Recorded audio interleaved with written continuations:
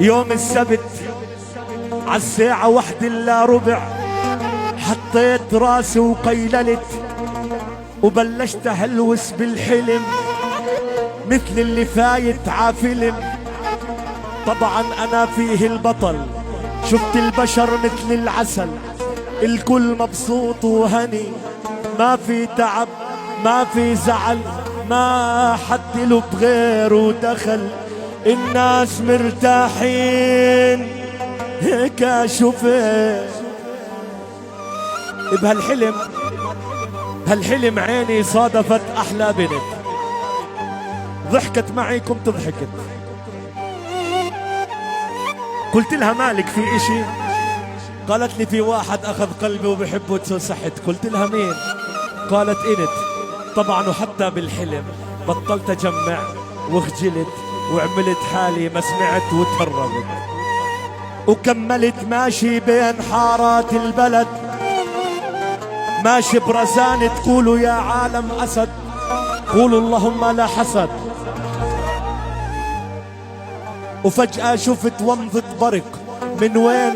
من بيت العقد والحبتها حتى وصلت، من وين طلعت ما عرفت، واتطلعت مصباح مرمي على الأرض، معقول سحري؟ جربت وحكيت هالمصباح من فوق وتحت، أثريته عن جدي طلع، ومارد ضخم منه طلع، الثاوى بالمارد وقل توقعت. طبعا بشر وبدك أحقق لك أمانة ومعجزات. قلت له هات. قال لي طلب واحد معك، فكر 3 ساعات.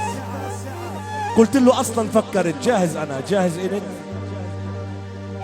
شبيك لبيك الطلب رح حققه لو من عجب.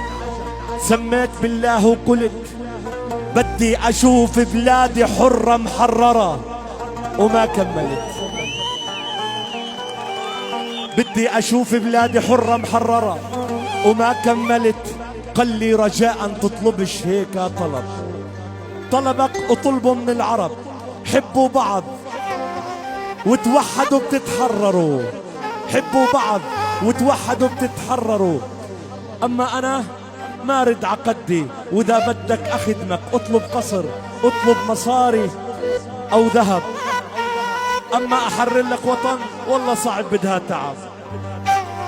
طبعا أنا بسرعة زعلت والعرق عجبيني زرب، قلت له اغرب وندمت لما غرب، وصحيت من هالنوم قد ما تقلبت، نفسيتي مثل الزفت، يا ريتني ما قيللت، حتى بحلمي يا وطن ما تحررت، حتى بحلمي يا وطن ما تحررت. لك علي الطلاق بالنسوان الثنتين، ما في فلسطين فنان زيك ولا علي فنان زيك، كل الاحترام للبرنس.